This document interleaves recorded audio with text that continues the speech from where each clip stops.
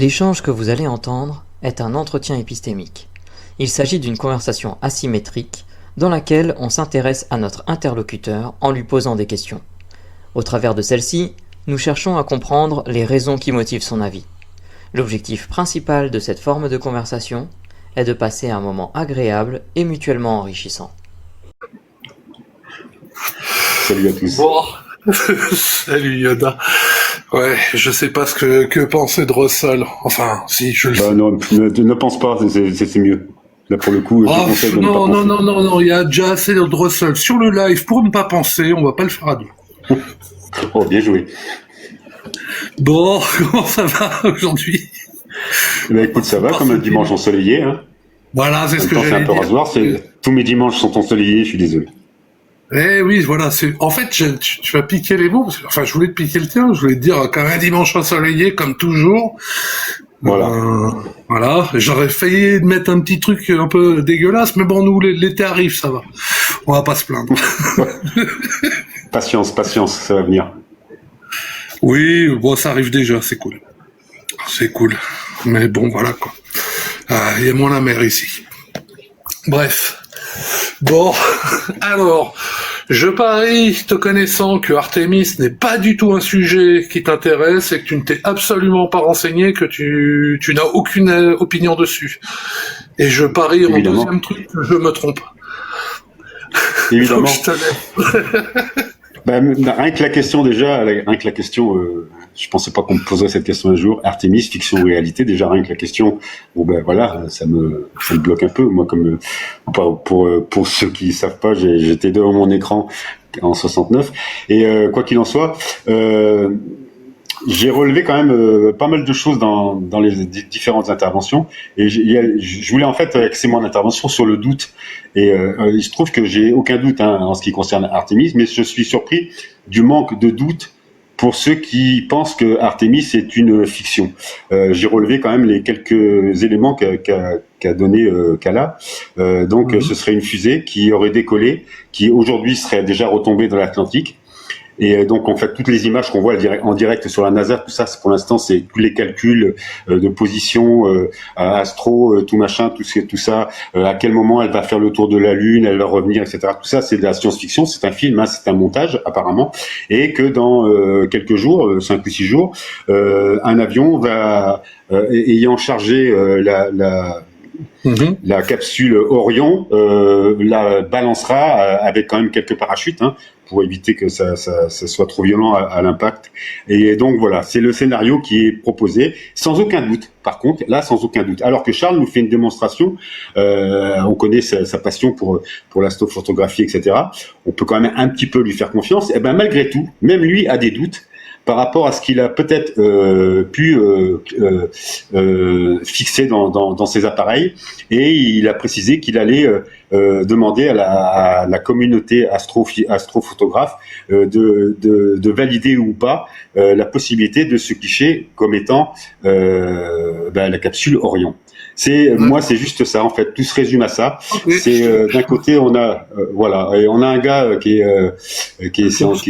connaît son boulot et qui est un amateur éclairé. Pour moi, c'est un professionnel qui est sérieux, et on a Kala qui malgré tout apparemment est sérieux, parce qu'en tout cas il revendique comme étant sérieux.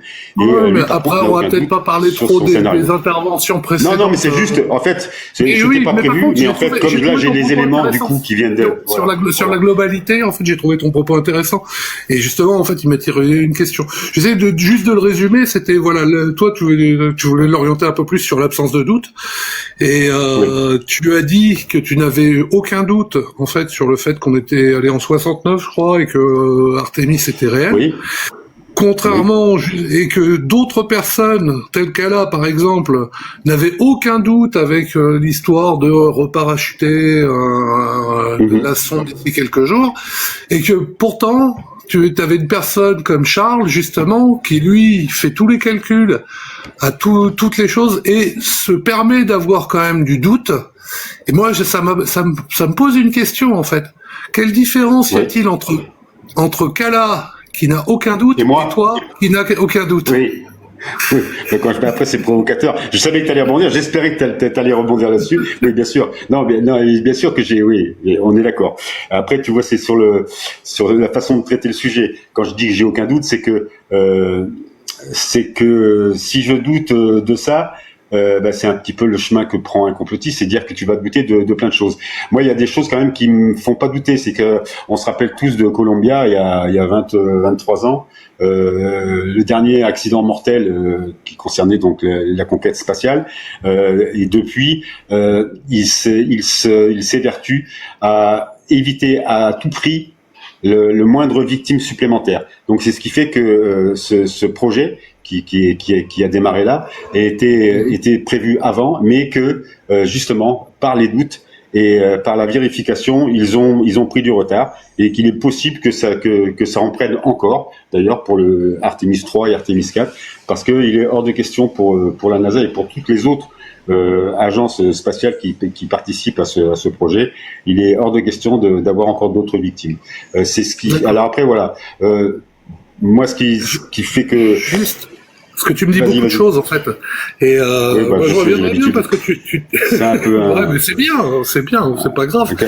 Et on arrive bien à discuter, donc tout va bien. Ouais, tu me disais. Donc moi, je trouvais l'axe sur le doute très intéressant. Je te le cache pas, et c'est pour ça que je reviens un petit peu dessus.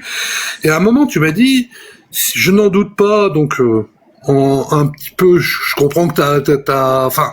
Je sais pas sûr en fait de comprendre, peut-être que je comprends pas. Mais en tout cas voilà, tu m'as dit à un moment que le doute, donc tu n'en doutais pas parce que sinon ça te ferait prendre le chemin du complotisme. Et moi, ma question c'est, est-ce que le doute est quelque chose qui mène au complotisme, ou est-ce que le doute est quelque chose qui mène à la science? Si le doute est sans autre désir d'en savoir plus, si tu doutes seulement et que tu ne fais rien pour enlever ou peut-être accentuer ce doute, dans ce cas-là, tu peux, c'est tout de suite le bazar. Moi, le fait que j'ai de moins en moins de doutes, voire quasiment pas, c'est que je fais en sorte de me renseigner selon le sujet. Hein, ça peut, là, on parle d'Artémis, ça peut être n'importe quoi.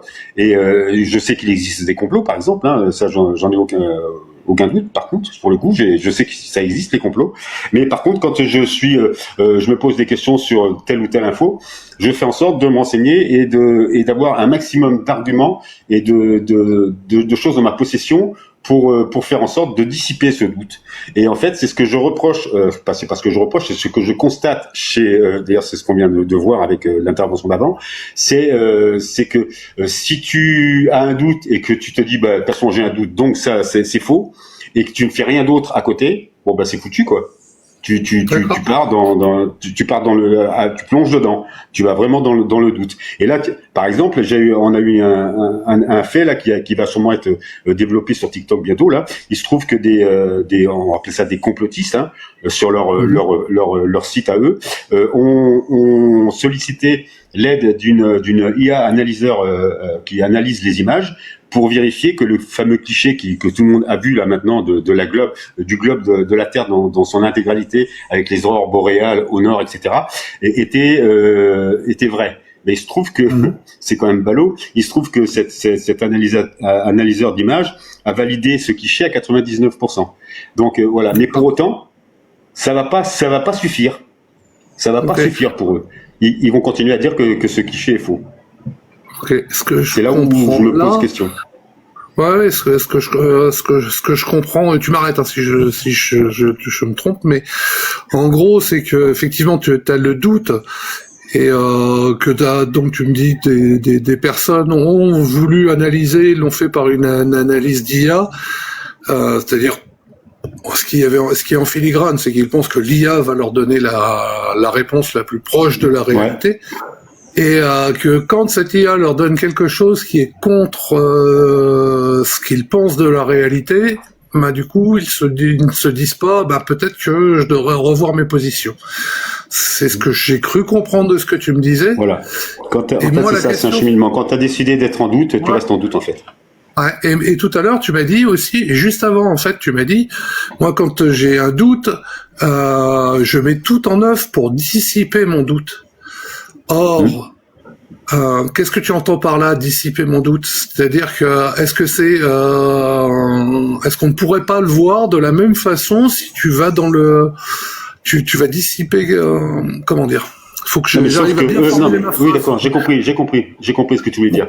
Non, mais bien sûr, si j'ai un doute sur un sujet et que après plusieurs vérifications, il s'avère que cette information que j'essaie de valider et s'avère fausse, elle est fausse. Que par contre, l'exemple que je viens de donner, ils ont voulu valider que cette information, que ce cliché était faux. On leur dit qu'il était vrai. On leur dit qu'il est vrai, sauf qu'ils persistent à dire qu'il est faux. Moi, si j'arrive à me prouver, à prouver par A plus B, avec plusieurs sources, hein, bien sûr, que cette information est fausse, ok, elle est fausse. Ok, je te remercie pour la précision. Je persiste pas sur un doute, comme ça, juste parce que j'ai un doute. Mais en fait, voilà, c'est bien parce que c'était ma question que j'ai pas réussi à formuler. Je te remercie de me comprendre. Ouais, mais entre vieillards, on se comprend. Bah voilà, c'est ça. Hein. On n'a plus toute notre tête, mais à deux, on y arrive à peu près. Mais est-ce qu'il est possible que quand tu fais une recherche justement, et je reviens sur le mot dissiper le doute, que tu fais ta recherche et finalement, t'arrives pas à quelque chose de concluant? Eh ben là, je suis très embêté. Du coup, ça veut dire en gros que on estime que j'ai récupéré une information, on essaie de me fournir une information. Cette information, après vérification, il y a 50% de chances qu'elle soit exacte, 50% de chances qu'elle soit fausse. Je fais quoi? Je continue. Alors, il y a deux possibilités. Ou cette information est très importante et elle peut changer beaucoup de choses, ou c'est plutôt anodin. Et bon, alors là, je laisse tomber, je m'en fous. Mais enfin, je m'en fous. Voilà, tu vois, ce que je veux dire, je m'agrippe pas dessus. Mais si c'est une information comme cette question, est-ce que Artemis est une fiction ou une réalité? Si ça a cette importance-là, je vais creuser. Dans ce cas-là, je vais encore chercher. Je vais encore chercher. On a les moyens aujourd'hui pour avoir des sources différentes et qu'on puisse valider, sérieuses. Donc, je continuerai à chercher, tant pis. Si vraiment le doute persistait en plein milieu, 50-50, bon voilà. Mais quand je te dis, ça dépend de l'importance de l'information que je vais vérifier. Oui, je comprends bien. Oui, en gros, si c'est pas important, à la limite, tu vas restreindre tes recherches, je vais dire au minimum. Si c'est une question importante, tu vas les pousser. Mais il est possible qu'en fait, qu'on n'ait pas les moyens des fois de dissiper son propre doute. Oui, bien sûr, c'est possible. Ouais. Mais ce que je veux dire par là, c'est qu'en fait, la démarche que je propose, c'est la démarche que je propose à tout le monde, et donc même ceux qui se disent complotistes, c'est ce que je leur reproche, c'est de ne pas faire ce genre de démarche. Et pourtant, je vous garantis que ça vous ferait avancer. Je pense que vous apprendriez un tas de choses, et que chacun fait ce qu'il veut, hein, mais est-ce qu'avec cette démarche telle que tu me l'as expliqué, tu maximises les chances de ne pas tomber dans tes propres biais? J'espère en tout cas, oui. Oui, bien sûr, oui. Oui, de toute façon, il est toujours, c'est quand même le fait d'être informé et de faire cette démarche de chercher la vérité. Bon, c'est compliqué, mais bon, pour la vérité, c'est quand même d'abord je trouve ça gratifiant, moi. Et après, ça demande du travail. Et voilà, la flemme et la paresse ne font pas bon ménage avec la connaissance. Donc il y a ça aussi. Ok, mais ma question en fait est la suivante. Moi, tu prenais Kala et je prends toi. Et les deux, vous me dites exactement la même chose. Moi, je cherche, je continue à chercher jusqu'à ce que j'obtienne une réponse. En fait, exactement. T'as entendu Kala dire ça? Oui, j'ai entendu dire sur des choses un peu similaires, si, vraiment. Continue à chercher et voilà. Il faudrait qu'il nous donne ses sources alors. Mais ma question, pour moi, est voilà. Ou imaginons, peu importe Kala ou quelqu'un d'autre, peu importe en fait. Mais me dit exactement la même chose que toi. Je cherche, je continue à chercher. Il me dit juste ça. comment je peux savoir lequel a une méthode est-ce que les deux méthodes sont les mêmes? Vous arrivez à des conclusions qui sont différentes? Comment moi je peux savoir qui est le plus proche de la réalité? Je sais que ces sources sont pas les miennes. Oui, mais il va me dire mes sources sont pas les tiennes. Oui, bien sûr. Oui, non, mais après, why not? Après, c'est toujours pareil. Il a dit, il a parlé de la science tout à l'heure. Il a dit qu'il respectait moi c'était la l'exemple, science. c'était sur la question. Moi, ma question, c'était pas tellement, t'avais pris Kala et. Non, mais après, on connaît les sources qui alimentent les complotistes en général, et on connaît aussi leur performance en termes de sérieux, et on sait combien elles sont falsifiées souvent. Ouais, mais est-ce que c'est pas quelque chose que justement un complotiste, pour reprendre le terme, est-ce que c'est pas ce qu'un complotiste dit exactement? On sait tout à fait comment les scientistes, je crois que c'est ça la terminologie, prennent leurs sources, comment elles sont biaisées. Ils me disent exactement la même chose. Moi, comment je fais pour savoir qui est le plus proche? Moi je sais, je leur demandais le nom de leurs scientifiques. Mais ils me disent la même chose à ce niveau-là. Non, ils peuvent essayer, mais en termes de littérature scientifique, quel est le nom du scientifique, quelles ont été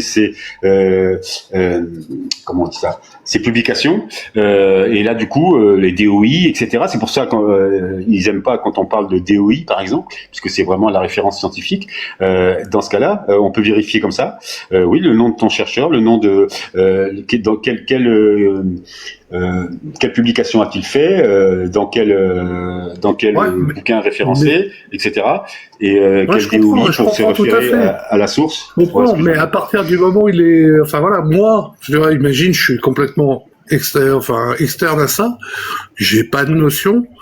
Eux me disent un DOI, la science et tout, ils nous mentent exactement les propos que t'as. La science, les DOI, c'est, je sais pas, il y a des conflits d'intérêts, il y a un tas de choses. Moi, en tant qu'externe, comment je peux essayer de départager lequel a une méthode qui va lui éviter d'aller vers ses biais, parce que à la limite des publications tu peux en avoir, je vais te prendre je sais pas, des publications, il y en a eu plein de barbus du sud ou des choses comme ça. Moi si je prends que ça, je sais pas qu'est-ce qui est bon en prenant juste ce que tu me dis. Est-ce que tu comprends ce que je veux dire? Comment je pourrais vous départager? Par exemple, là, on va changer, tu vois, entre un barbu du Sud et toi, par exemple. Je crois pas que tu sois adepte de ce barbu. Comment je peux départager entre un adepte de ce barbu et toi qui est contre? Parce que les deux me disent il y a des publications scientifiques. Mais il faut pouvoir le prouver, ça, que c'est scientifique. C'est là où on a un avantage. J'en reviens toujours à la même chose. Qu'ils emploient le mot scientifique, moi je veux bien, mais il faut prouver que c'est vraiment scientifique et que le type est un scientifique. Le barbu du Sud, je crois Raoult, on peut pas dire qu'il n'est pas scientifique, par exemple. Ah oui, d'accord. D'accord, ok. Oui, c'était lui, pardon. On est parti du Sud. On est parti sur. Non, mais j'avais pas identifié. Ouais, non, c'est de mal. Là, je faisais ma blague avec le barbu de Marseille. Okay. En fait. Raoult est un scientifique, voilà, tu vois. En fait, mets-toi juste, reprends un petit peu de recul et entends ce que tu me dis. Je peux te sortir l'argument complètement inverse, si tu veux, ou qui va aux antipodes de ce que tu me dis. Et moi, ma question, c'est comment toi tu sais que tu luttes que tu évites de tomber dans tes biais, ou comment l'autre personne évite de tomber dans ses biais? Comment on pourrait faire? C'est ça ma question, vraiment. J'ai pas été assez clair, je suis désolé. Le barbu s'est fait débusquer quand même. Il a été contrôlé par la patrouille, et voilà, il se trouve que la communauté scientifique qui le reconnaissait comme étant faisant partie des siens, s'est retrouvé en porte-à-faux parce qu'il a fait des erreurs et qu'il a pas été rigoureux dans certains contrôles, dans certaines expériences, et que il s'est fait rattraper par la patrouille. Donc du coup Donc, même s'il a été un scientifique de renom, ça reste un être humain, tout le monde peut faire des erreurs. Apparemment, c'est ce qu'il a fait. Ok. Donc en gros, si je résume, c'est parce qu'il y a une l'avantage de la autorité science, c'est que parce qu'il y a une autorité en Voilà. fait qui l'a sanctionné. ouais, mais cette autorité est mondiale, ce contrôle est mondial. Il n'est pas local. D'accord. Donc il a plus de valeur, enfin à mes yeux, pour ce genre de choses. Ok. Bon, en tout cas, je te remercie beaucoup pour y a pas de notre quoi. échange. Et ouais, ça fait largement, moi comme d'hab, j'ai du mal à tenir 15 minutes. Je vais proposer Parce s'il y a qu'il y des a moins à questions raconter. Faut pas parler. Oui, c'est des phrases Non, à éviter, mais ça, c'est pas d'habitude, grave. quand Tu il y sais, a en Russell. fait, voilà, Russell croit que je suis dur d'oreille, alors qu'en fait, j'ai juste l'audition Ouais, sélective. t'es dur partout. Ça, c'est ce qu'elle raconte, mais bon, voilà, on peut pas allez, se fier à d'accord. ça. C'est mon propre. Restez sérieux, avis, les gars. Restez sérieux. Putain, Russell, tu fais chier. Ouais, Bon, tu est-ce voulais qu'il y a poser des une question, questions à Russell, emporter? Non, j'avais pas de questions à emporter pour Yoda. Non, mais ça m'arrange. John, enfin Mel d'abord, John, et peut-être Terra et piste antique. Non, pas de questions à emporter. C'est super. Merci beaucoup. Moi, j'ai pas de questions à porter, mais c'est plus parce que on sait que Yoda n'est plus capable de porter quoi que ce soit, donc à son âge. Oh là là. Non, bravo. Franchement, bravo. Même toi, John, ils ont fini par te convertir. C'est lamentable. Franchement, Et je suis attends, déçu. ils m'ont je te rappelle qu'il y a Terra, et tu le connais. Hein, c'est pas le. Ouais, pas non, le mais moins je sais. simple. Non, mais après, pour les autres, je suis pas trop étonné, mais c'est juste John. John, je pense qu'il avait une cape d'immunité et qu'il tomberait pas dans ses travers. Ben si, vous avez fini par l'avoir à l'usure. Bravo. Je suis pas très satisfait de toi, John, sur ce coup-là. Mais bon. Moi, vu que j'aime bien torturer les gens et notamment étudier les vieux fossiles, mon cher Yoda, Oui. Si un contradicteur que tu connais très bien t'amenait un article qui est passé par un comité de relecture scientifique, est-ce que tu serais enjoué Ma réponse est oui. de le lire? Ok. Ma réponse est oui. Oui. Par contre, j'arrêterai pas là mes recherches. Mais en tout cas, c'est oui, bien sûr. Ah bah bien sûr, sinon c'est le but du jeu. Bien sûr. Ok. Eh ben merci Terra. Merci à tous. Ah bah attends, Merci pour ceux qui ont patienté. Tu connais quand même. Quoi que ça fait un petit moment que je t'avais pas vu, alors peut-être que t'as perdu l'habitude, mais tu sais, il y a toujours la question comment ça s'est passé. Est-ce que j'ai pas été trop incisif? Est-ce que je t'ai pas embêté? J'ai eu beaucoup de chance. J'ai eu beaucoup de chance de tomber sur toi parce que voilà, John a dérapé, ça y est, il fait partie de la bande, machin, tout ça. Bon, voilà, une petite connivence entre ces quinquagénaires, sexagénaires, je sais plus trop. Et voilà, non, ça s'est très bien passé comme d'habitude. Hein. Moi j'ai été ravi de vous il est entendre. bientôt, il est octogénaire au niveau des je vous os. invite à venir. Il a peut-être même plus de 100 ans au niveau des os, lui. J'étais ravi de vous entendre tous les deux. Très sincèrement, ça m'a rappelé des épisodes du Muppet Show. Et bon, allez, je vais y aller moi. Merci à tous, c'était sympa. Infirmière, Oh s'il putain, vous les plaît. blouses blanches Vous arrivent. nous remontez les deux, Ah merde, ils sont deux. les deux résidents dans leur chambre. Merci. Allez, salut. Salut, Merci. Et le monde là, je reste en bas, je t'écoute. Bientôt, ciao. Salut les gars.